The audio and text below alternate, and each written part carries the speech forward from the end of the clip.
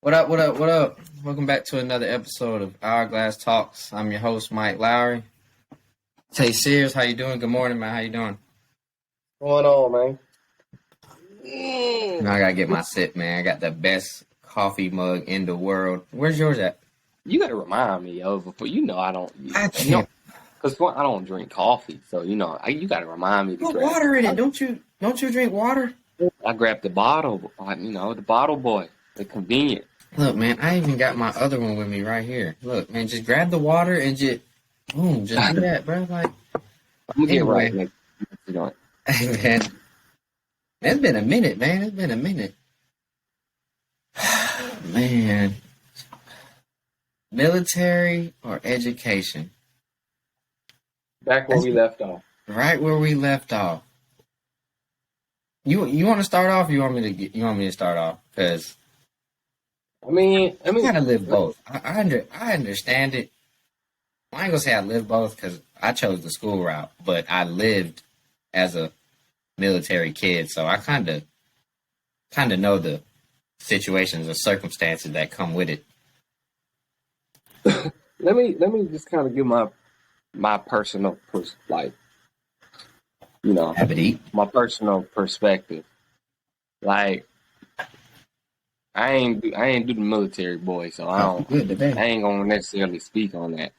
But I did go to college, and like from my personal prep standpoint, like what I've learned is that it's cool to say college and military. Like it's cool to say that, but if you're gonna say that, you got to be more specific than that, because if the kid if he don't know, or okay, let me be careful. Some kids, there's no point in them going to college. It's no point. And people say, well, you go to college to figure out what it is that you want to do, and it's give or take. Yes, to go to college and figure out what you go to. I think you should figure out what you want to do before you make that decision to go to college or military. I do too, Yeah. because I feel like even from an 18-year-old versus a 22, 23-year-old, Mm-hmm. a lot of them are, as somebody that's graduated college, a lot of them they're in the same spot because they graduate and still don't know what they want to do. That's why only 80% of people work within their field, like that they got a degree in. That stat I get on my see nerves. so many people that don't know what they want to do even after they graduate. Mm-hmm. So I think 'cause at 18, I feel like you have um, a good base, a good base of knowledge. So you can, be like, well, I want to do this, I want to do that. But if it turns out that it's something that you don't want to do anymore, then, then you can always just do something else. Because that's what happens in college. The only thing in college is that we spend a whole lot of money, Mm-hmm. and I think that the just not going to college route is a lot cheaper than going to college. Yeah, you racking up student debt when you changing courses, you changing majors, Man, and you got because you change your major one time, you can change your major, and that could potentially go from you graduating to 4 years to 6 years. that's me, bro. Why you call me out? No, but I agree. I think you go to school if that's what you want to do.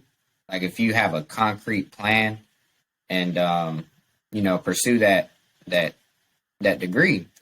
But I know I have some friends, and like I said before, I grew up military, so if you plan on having a family, like your situation, I wouldn't say military, because of you're gonna be doing a lot of moving, so therefore your family's not ever gonna have that stability in terms of where to call home, or like y'all bouncing around. I think before I landed in Columbus for good, I think I moved like 4 or 5 times. Whoops. So I moved like 4 or 5 times, but I also have some friends that joined the military, and they used the military as a startup for what they really wanted to do. So in other words, you go in the military and you sign a 4-year contract. like 4 years of school, but in them 4 years, you're not racking up student debt. You're getting paid, and you get to travel for free.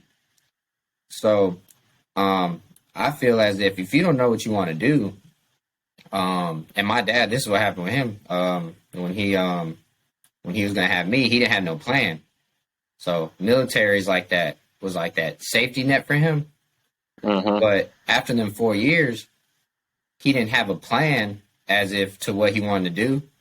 So because he didn't have a plan, he just did the whole 20 with the military. So it's like, it can help you. Certainly. And them 4 years not racking up student debt, you travel for free, and you actually save your money to, let's say you want to invest in some stuff, because they pay for your housing. It's like a college dorm, but it's called the barracks. So in terms of finances, I think military is the way to go if you don't have a quote unquote plan. But if you want to be a lawyer, please go to school. Now, also one thing about school, like I said, I'm cool. Like I'm cool on the go to school, whoop, whoop, whoop. But I feel like what people have to do a better job of is don't just say go to college, but get a degree, because that's gonna get you the job. Blah blah What's blah. that word? And Secure. That I think people, so you can be secure. Yeah. I think that's That's- COVID showed that nobody is secure except military. The only job increase was military, I think, with COVID. But yeah, that degree that doesn't promise you anything. anything. Like forgot and like if you go into college, this is what I wish I would have learned. Granted, I was an athlete, so anything outside of my sport didn't matter. But let's say I wasn't an athlete. I wish somebody would have told me, okay, you go to college because I'm an 18-year-old. Cool. It's going to be like this, and this. Because everybody's college is the same. Right. Go to school, go to class, pass the test, get the degree. I wish somebody would have told me, yo, you're going to have to go through a whole bunch of crap that is meaningless. Mm-hmm. That is meaningless to you, and I understand that you want to do this, and then explain to me why this stuff that's meaningless is important to me. Why is it important, and why is it gonna help me here? Because a lot of people can't get past this part, the meaningless part, so they never get to the end of their college journey. They end up dropping out because they can't get through the meaningless stuff because they don't know how that's gonna help them on the back end.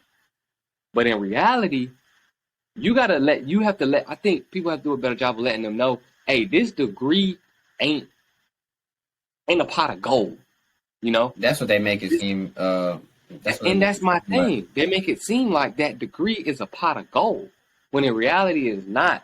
And I just feel like that we have to do a better job of letting people know, all right, cool, the college boy, cool, was gonna be, don't get a degree, boom. But we have to let them know exactly what takes place. All right, you got to do this, boom, and also explain to them how to take advantage of the stuff outside of the classroom, because that's the most important part. That's exactly what I was about to say. If I would have knew that networking and all that, if I would have knew all that stuff before my senior year of college, by my sophomore junior year, I would have been ready to graduate. Shoot, Right, yeah. With what I know. But it takes us too long to understand, to figure out what's important when it comes to college, and that's the things outside the classroom. So if we talking, okay, go to college.